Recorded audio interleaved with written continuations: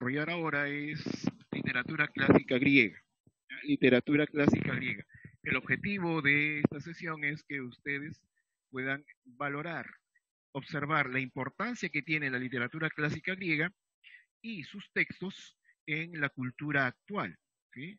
Recuerda que la génesis, el origen de nuestra cultura, la cultura occidental, está aquí, en la Grecia antigua, en sus textos. Los héroes, por ejemplo, que usted ve ahora en las películas, en las series, tienen su origen aquí, en los héroes de la literatura clásica griega. ¿Ya? Es por eso que la mayoría o muchos de los libros que se produce tienen como fuente en esta literatura. ¿Ya? A ver, vamos a empezar entonces. Iniciamos con la periodificación de la literatura clásica griega, ¿de acuerdo? La periodificación de la literatura clásica griega. A ver, primer periodo de la literatura clásica griega. Tenemos el periodo jónico, llamado también periodo arcaico, periodo jónico o arcaico. Este periodo se va a desarrollar desde el siglo X hasta el siglo VI antes de Cristo. ¿Ya? El género que va a sobresalir en este periodo es el género épico, ¿ya? Con autores como Homero, con su obra La Ilíada y la Odisea. También Homero escribió otras obras, especie de tratados, otras fábulas también como la Batracomiomaquia, interpretado al castellano diremos que es la guerra entre ratones y ranas. ¿Ya? Luego tenemos a Hesíodo con otro tratado, Los trabajos y los días, y también su conocida Teogonía, donde nos explica la genealogía, el surgimiento y conformación de los dioses griegos. ¿Ya? Luego tenemos a Safo de Lesbos con Epitalamios. Safo de Lesbos es la primera poetisa, ¿de acuerdo? Es una poetisa. ¿Ya? A ver, vamos a ver. No, todavía nada. Yo te indico después, ¿ya? No se copia nada. A ver, decíamos entonces, Hesíodo con su tratado Los trabajos y los días y la teogonía. Safo de Lesbos es una poetisa. ¿Ya? Mucho de sus odas va a ser dedicada a las diosas, en este caso a Afrodita, por ejemplo. Es más, se dice que Safo de Lesbos había conformado una especie de academia donde invitaba a las chicas a estudiar la literatura y la filosofía. Y por supuesto, por ahí hubo un escándalo donde se comenta que Safo de Lesbos ¿ya? Intentó seducir a una de sus alumnas, ¿verdad? Y a partir de ese escándalo entonces que tuvo que cerrar dicha academia. ¿Ya? Luego tenemos a Píndaro. Píndaro básicamente va a escribir himnos, cantos, ¿verdad? Himnos y cantos, cantos solemnes a los Juegos Olímpicos o los cantos a los epinicios. Luego tenemos a Esopo, seguramente has escuchado alguna de las fábulas de Esopo, muy conocida, aquella que cuenta sobre la cigarra y la hormiga, ¿no? A ver, sigamos entonces avanzando en cuanto a la periodificación de esta literatura. El siguiente periodo le llamamos periodo ático, escucha bien, periodo ático o siglo de Pericles. Económicamente, geopolíticamente, es el periodo más importante de Grecia, ¿ya? No solamente económicamente, geopolíticamente, sino también a nivel de la literatura. ¿Por qué? Porque es en este periodo en el que surge, nace la tragedia y la comedia. En el caso del drama, el género dramático, ¿ya? La tragedia se va a desarrollar con autores como Esquilo, Sófocles, Eurípides. Estos tres autores son denominados, conocidos como los tres grandes trágicos de la tragedia griega. ¿Ya? Ahí teníamos entonces, en el caso de Sófocles, tenemos a Edipo Rey. ¿Recuerdan la historia de Edipo Rey, no? Seguramente en la próxima clase, cuando hagamos la segunda parte de este tema, veremos sus obras, ¿ya? En el caso de la comedia tenemos como autores como Aristófanes, y otros más. En el siguiente periodo, llamado periodo alejandrino, ¿ya? Periodo alejandrino, donde ya la Grecia, en este caso, eh, Grecia como país, empezaba una especie de decadencia, iniciaba una especie de decadencia. ¿Ya? Siglos IV hasta el siglo II antes de Cristo se desarrolla básicamente la comedia con Menandro, las comedias de Menandro y la poesía de Teócrito. ¿Ya? Por ahí vas a encontrar de Teócrito, Idilios es una de sus obras. A ver, sigo. El siguiente periodo es el llamado greco-latino. ¿Por qué greco-latino? Porque recuerda que los romanos, cuando conquistaron a los griegos, se maravillaron de su cultura, de su literatura y la copiaron, ¿sí? La hicieron para sí. se fascinaron tanto de esta cultura que imitaron incluso a sus dioses. Obviamente le cambiaron de nombre nada más, pero como que copiaron a sus dioses y a su literatura. ¿Ya? Entonces, en muchos textos no se suele estudiar literatura clásica romana o literatura clásica latina, sino que se comprende esta literatura como un periodo más de la literatura clásica griega. ¿Ya? Así tenemos, por ejemplo, la épica con Virgilio y su obra Eneida, ¿ya? El héroe Eneas, que también esta obra es una síntesis de la Iliada y la Odisea de Homero. ¿Ya? Luego tenemos en la lírica, tenemos a Horacio y a Ovidio. ¿Recuerdas a Ovidio, no? Seguramente te han mencionado hoy el arte de amar. ¿Ya? También seguramente lo veremos más adelante. Entonces, son los 4 periodos que consta la literatura clásica griega.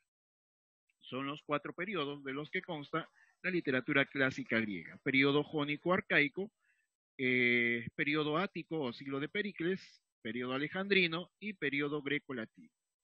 A ver, continuamos entonces.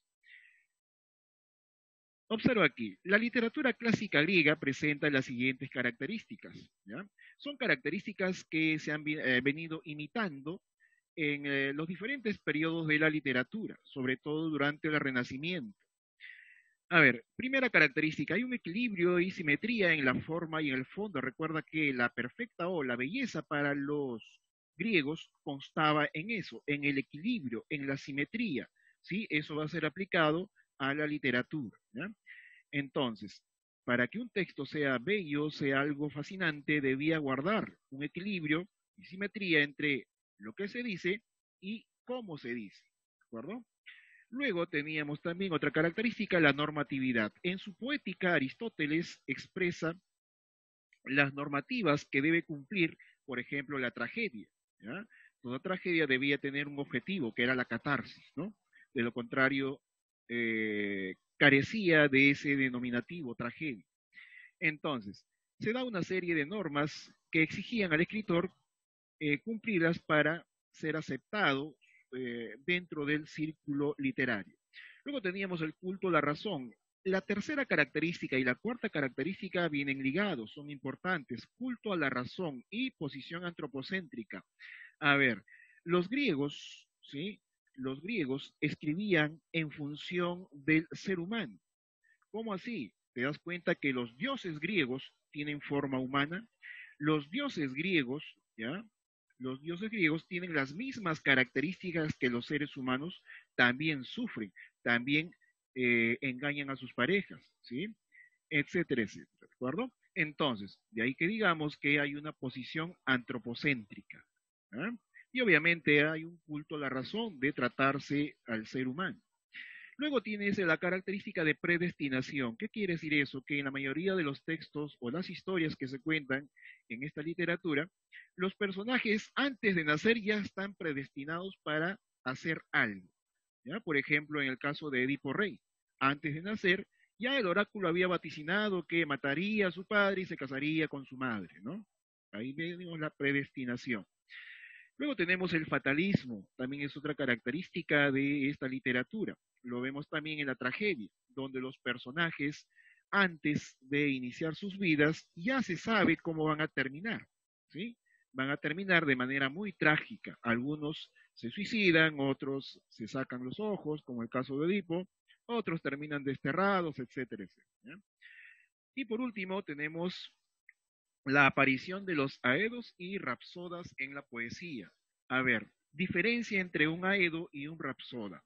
Un rapsoda era un personaje que de pronto por ahí escuchaba una canción, escuchaba un poema y le gustaba. Y entonces iba repitiendo ese poema, iba recitando ese poema, esa canción, de pueblo en pueblo por las diferentes callecitas, ¿ya? Eso era un rapsoda, ¿de acuerdo? Un aedo era algo similar, sino que la diferencia está en que el aedo creaba sus propias composiciones, creaba sus propias canciones, sus propios poemas, ¿de acuerdo? Entonces, he ahí la diferencia entre ambos personajes. Un aedo, por ejemplo, era Homero, o se le considera un aedo, ¿ya? Son las características de que consta la literatura clásica. A ver, vamos entonces a ver ahora el caso de Homero, ¿ya? La épica homérica, la épica de Homero. Heródoto le llamó Melesígenes. ¿Por qué? Porque según él, como hay una controversia acerca de su nacimiento, Heródoto pensó que Homero era hijo de una esclava, ¿ya? Y a los hijos de esclavos o esclavas se les llamaba de esa forma, Melesígenes, ¿ya? Muy bien. También se le llamó padre de la épica occidental, ¿verdad? Recuerda que toda nuestra literatura, nuestra cultura, tiene su origen en esta literatura y en esta cultura, la cultura clásica griega. A ver, características de la épica homérica. Tenemos aquí la forma métrica que usa es el hexámetro. ¿Qué es un hexámetro? Es un verso muy extenso, ¿ya? Que puede tener entre 12 y 17 sílabas, ¿de acuerdo? Entre 12 y 17 sílabas.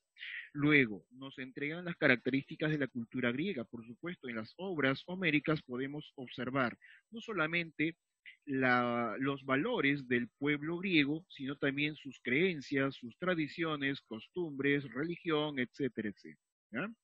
Es una representación de la cultura griega. Cinco, perdón, cinco no, tercero, abunda en epítetos y perífrasis. A ver, si usted que ha leído la Ilíada en algún momento o la Odisea, cada personaje tiene un apelativo, tiene un epíteto, ¿sí? Por ejemplo, a Aquiles se le conoce como el de los pies ligeros, ¿verdad? O de pronto a Héctor se le conoce como el del tremolante casco. Y así sucesivamente, cada uno de los personajes tiene un epíteto o una perífrasis por el cual es conocido. Luego tenemos que los dioses intervienen como personajes. En la Ilíada y la Odisea vamos a ver muchos dioses que intervienen en las batallas, en las guerras, a favor o en contra de algún u otro pueblo. ¿Ya?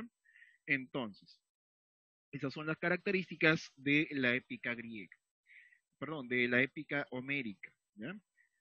Ahora, ¿a qué le llaman cuestión homérica? ¿Ya? Hay muchas teorías acerca de la existencia de Homero.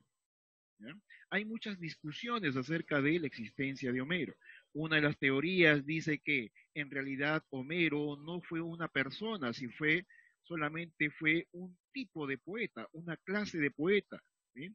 A quienes se les llamaban homéridas, ¿ya? Y de ahí él tomó el nombre de Homero. Otros dicen que en realidad Homero es la confluencia de la palabra Homerón, que quiere decir el que no ve. Y así tenemos varias teorías acerca de la existencia de Homero. Muchos cuestionan la autoría de sus obras, la Ilíada y la Odisea. ¿Ya?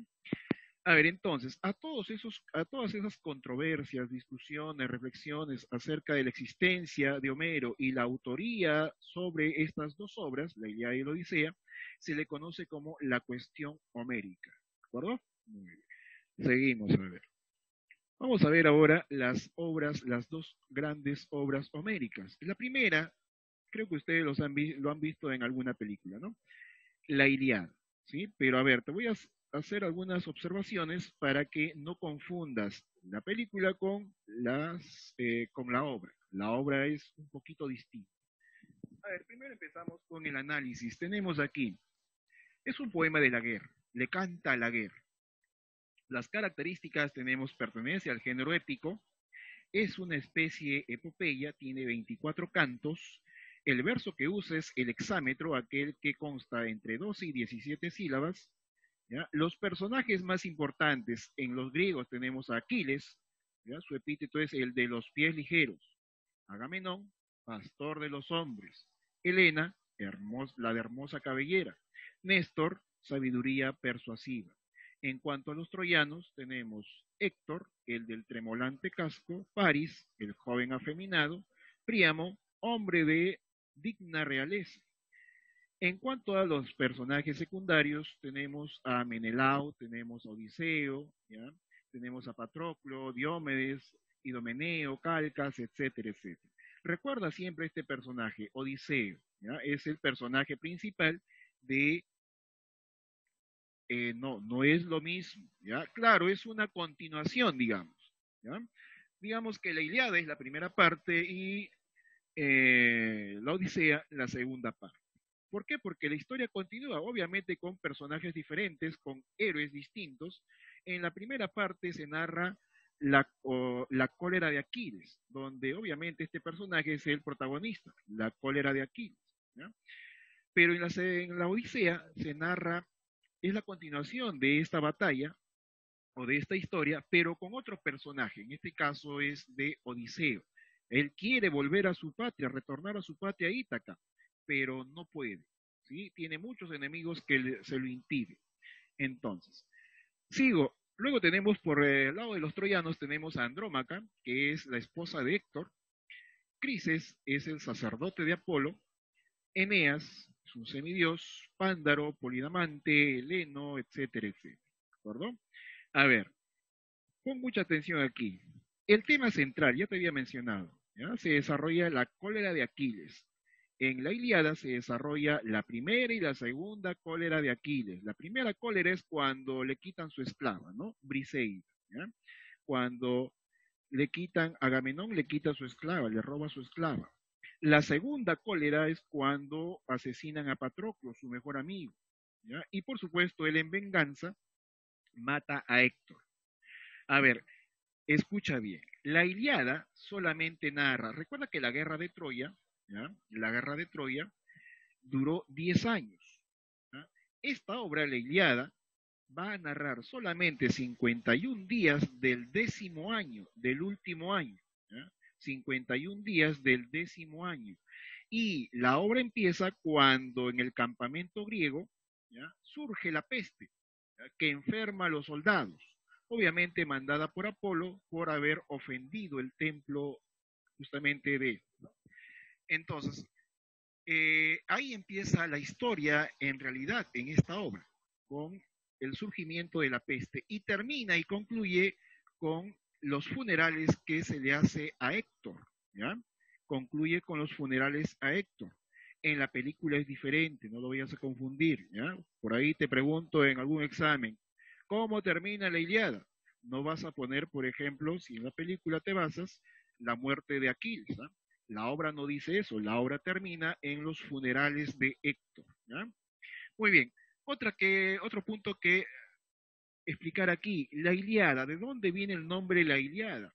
Recuerda que la ciudad de Troya en la antigüedad se llamaba Ilión, por lo tanto, la Ilíada narra la historia que sucedió en Ilión, de ahí toma el nombre la Ilíada o el título, ¿ya? Muy bien, dicho ello entonces, vamos a ver el siguiente o la siguiente obra. Sobre la historia de la Ilíada, creo que lo has visto en la película, ¿ya? Es similar, no hay mucha diferencia. A ver, la siguiente obra es la Odisea, ¿verdad? Te dije, ¿no? En este caso, el personaje principal es Odiseo, ¿ya? El personaje principal es Odiseo. A ver, también llamado Ulises. Este poema, a diferencia de la Ilíada, es un poema de la paz, ¿verdad? Es un poema de la paz. En cuanto a sus características, pertenece al género épico, es una epopeya, tiene 24 cantos, tiene la misma forma de verso, el hexámetro, ¿ya? Está dividido en partes, la telemaquia, donde se narra las peripecias de su hijo Telémaco por hallar a su padre, tener noticias, obtener noticias de él. Luego tienes el regreso, donde se narra o se cuenta las peripecias que sufre Ulises u Odiseo en su intento de volver a su patria. Y por último, la venganza, donde ya Ulises, una vez llegado a su patria Ítaca, urde la venganza contra los pretendientes, ¿ya? Los personajes tenemos aquí a Odiseo o Ulises, rey de Ítaca, tenemos a Telémaco, su hijo, Penélope, su esposa, Atenea, la diosa que lo va a proteger constantemente, y tenemos otros personajes como Circe, la hechicera, aquella que convirtió a sus hombres en cerdos, se vio la película como 2 veces creo, ¿no?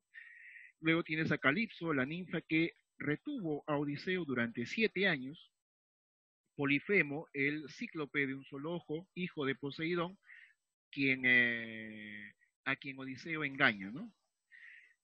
Luego tenemos personajes secundarios como Laertes, Mentor, Eumeo, etcétera, etcétera. ¿Sí? Ponga atención a este personaje, Argos. Va a ser el primer personaje que va a reconocer a Odiseo cuando éste llega a su patria, ¿ya? Su perro Argos. El tema principal de esta obra es el regreso de Odiseo a Ítaca. ¿ya? El retorno de Ulises u Odiseo a su patria Ítaca. Ahora, los pasajes más importantes de esta obra, para aquellos que observaron en películas esta historia, son las siguientes. Dice, en primer lugar, la llegada al país de los ciclones, quienes fueron aliados de los troyanos, en donde Ulises sostiene algunas batallas y por supuesto donde pierde muchos hombres, ¿no? De su ejército. Luego tienes otra de las aventuras, que es la llegada al país de los lotófagos. Los lotófagos eran aquellos que se alimentaban de la flor de loto, ¿ya? La flor de loto contenía una especie de sustancia que hacía que quien lo comiese olvidara no solamente su patria, sino también a su familia. Otra de las aventuras es que es cuando justamente Ulises con Odiseo llega a la isla de los cíclopes y hambrientos se encuentra en una cueva donde había muchos alimentos, habían ovejas y otros tipos de ganado. Es ahí donde ellos entonces sacian su hambre, pero no se dan cuenta que esa cueva o ese lugar era la casa del cíclope Polifemo, ¿sí? A quien por supuesto devora un par de sus hombres, ¿ya? Y Ulises, utilizando su inteligencia, su astucia, le convida el vino hasta hacerlo emborrachar y al final le clava una estaca en el ojo, ¿no? Pero recuerda, ahí también hay un pasaje muy curioso, ¿ya? Cuando Ulises le clava la estaca en el ojo al cíclope Polifemo, le dice, ¿no? Polifemo, ¿quieres saber cuál es mi nombre? ¿De verdad quieres saber cuál es mi nombre? Mi nombre es nadie. ¿Cómo que es nadie? Sí, mi nombre es nadie. Nadie me llamaban mis padres, nadie me llamaban mis compañeros. Y entonces, cuando le clavó la estaca, obviamente el cíclope empezó a gritar, a quejarse de dolor. Ante estos gritos, este escándalo, se acercaron sus amigos, otros cíclopes. Como estaba cerrada la cueva, le preguntaron desde fuera nomás, oye, Polifemo, ¿qué te pasa? ¿Por qué gritas? ¿Por qué te quejas? Entonces Polifemo decía, nadie me hace daño, nadie me hace daño. ¿Sí? Entonces sus amigos, no, no pasa nada, no le pasa nada, dice, no, nadie le hace daño. Entonces es así como se retira. ¿Ya?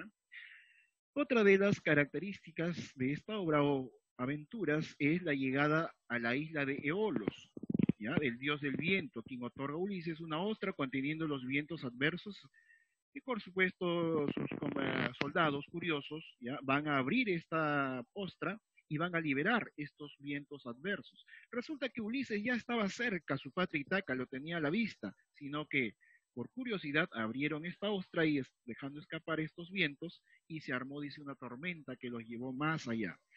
Luego tienes la huida de un pueblo de antropófagos, los destrigones, ¿ya? Donde tratan de devorar a sus hombres.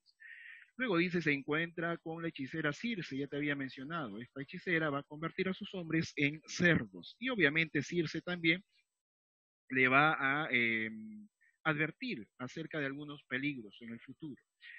Otra de las aventuras es cuando Ulises baja hacia los infiernos y se entrevista con el adivino Tiresias y donde observa también la sombra de su amada madre, ¿no? Antíclea.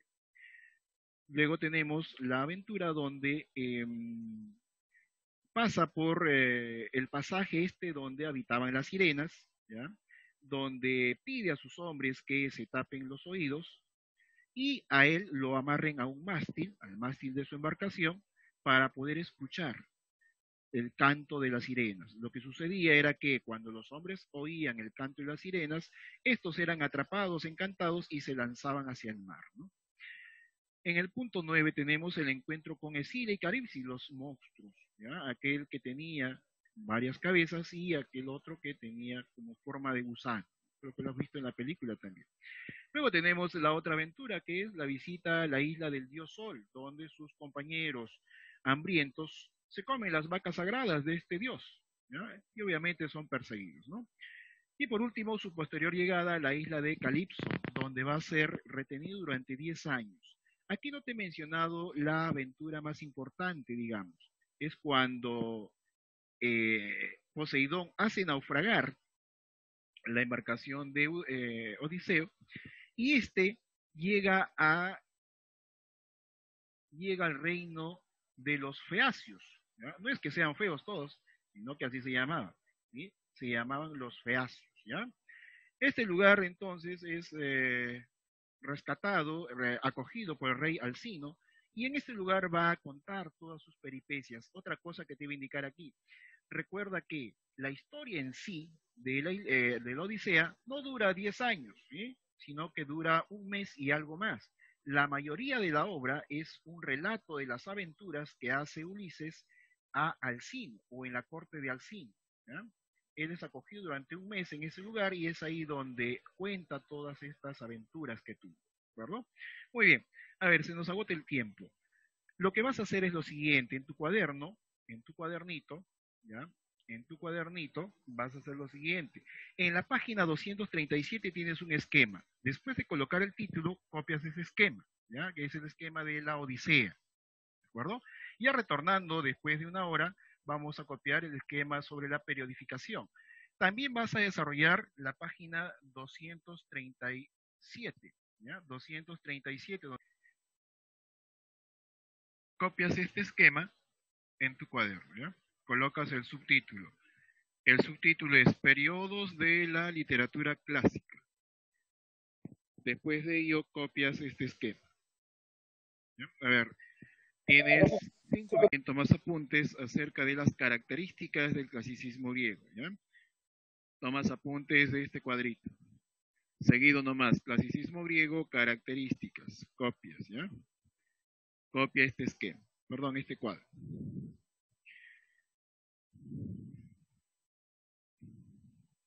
Rápido para resolver para corregir el desarrollo de su libro.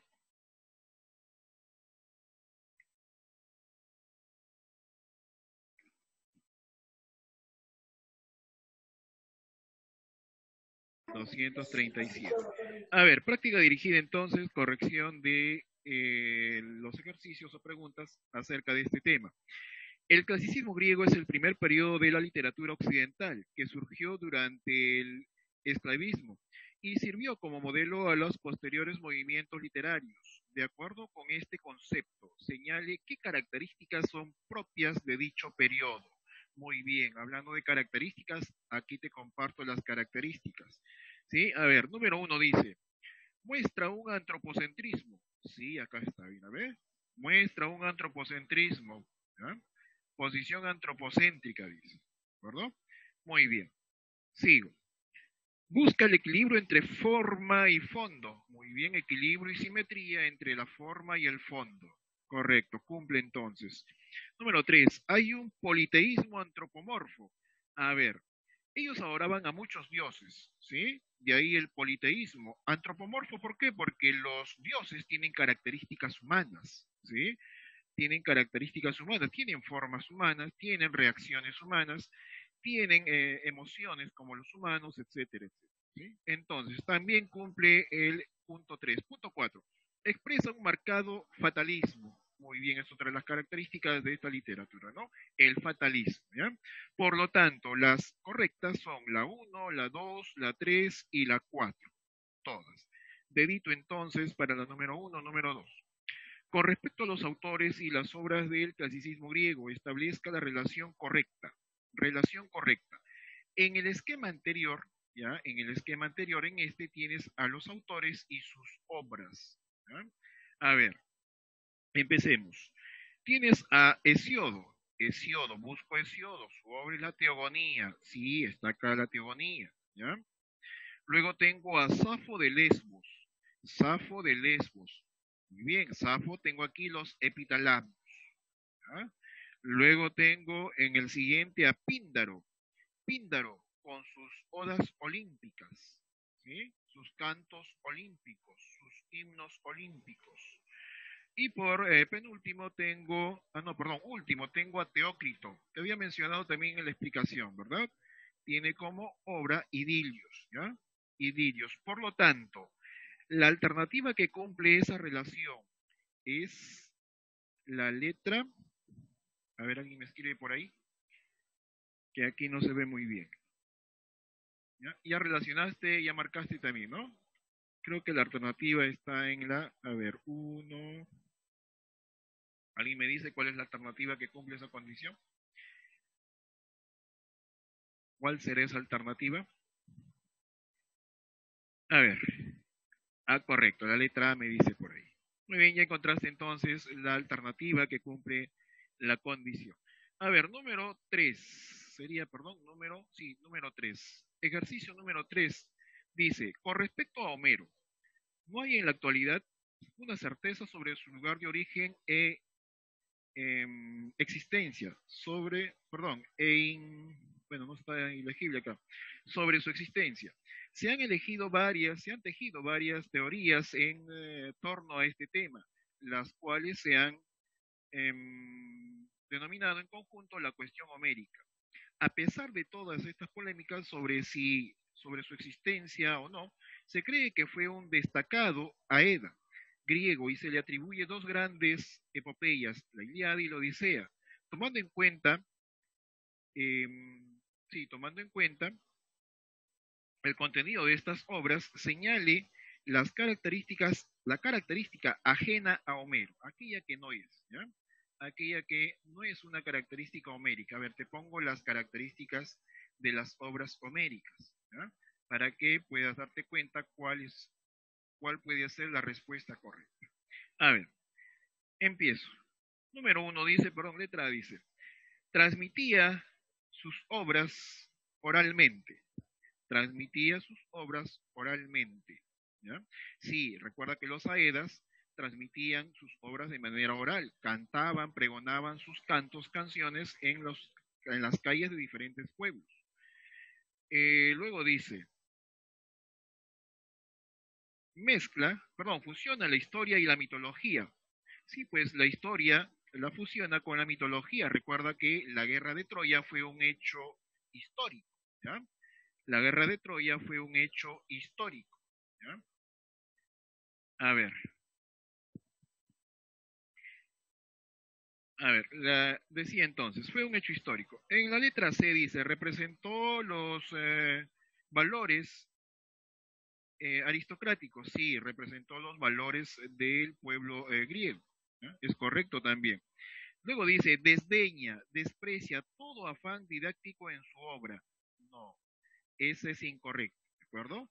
Es más, él escribió muchos tratados, o algunos tratados, perdón, en el cual trataba o buscaba educar a la población. A ver, siguiente pregunta dice. Siguiente, número 4. Número 4 dice, háblame, oh musa, dice, ¿no? De aquel varón de, de múltiple ingenio, algo así dice, ¿no? A ver, lo que pasa es que aquí tengo la pregunta ilegible. Pero ya me dice la primera parte, háblame, oh musa, dice, ¿no? ¿Qué está haciendo ahí? Lo que está haciendo el autor es invocar a la musa para que cante, para que cuente la historia de Odiseo, ¿ya? Entonces, la respuesta estaría en la letra B. Besito entonces en la número 4, número 5.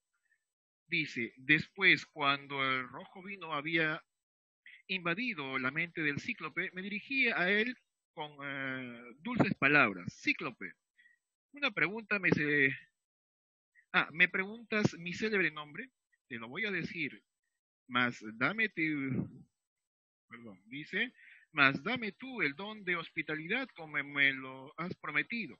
Nadie es mi nombre, nadie me llama mi madre y mi padre, y todos mis compañeros. El fragmento citado en la Odisea alude a quién. ¿Quién dice eso? ¿Quién dice eso? Muy bien. A ver, la 3 un momentito, hacemos un recuento, ¿ya? A ver, la respuesta entonces de la número 5 hace alusión a Ulises, ¿ya? Ulises, que se caracteriza por su astucia. En la número 6, en relación con el argumento de la Odisea, ¿qué estrategia empleó Penélope durante varios años para evadir la intención de los pretendientes? ¿Recuerdas la estrategia, no? Ella tejía durante el día y durante la noche destejía. Por lo tanto, en la número 6, la respuesta estaría en la alternativa de dedito, ¿ya? En la número 6. A ver, hacemos un recuento de las respuestas. Me dice que la número 1 era la letra A. En la número 2, perdón, la número 1 era la letra D, dedito, 1, 2, 3 y 4. En la número 2 me dijeron que era la A. En la número 3, ¿ya? Era D, dedo.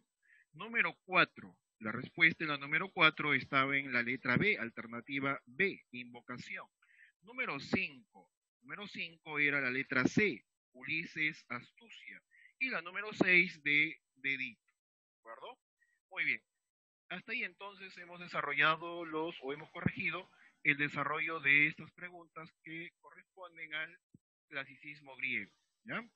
Al clasicismo griego. Muy bien, después de los apuntes que han tomado, puedes pegar alguna imagen referida al tema, ¿ya? Puedes dibujar, graficar o pegar alguna imagen referida al tema, ¿de acuerdo?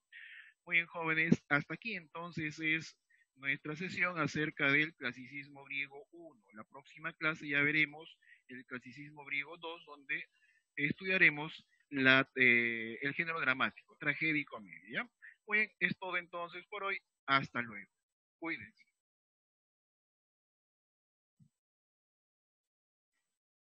Puedes dibujar, puedes calcar, puedes graficar como a ti te parezca, puedes pegar también como tú quieras.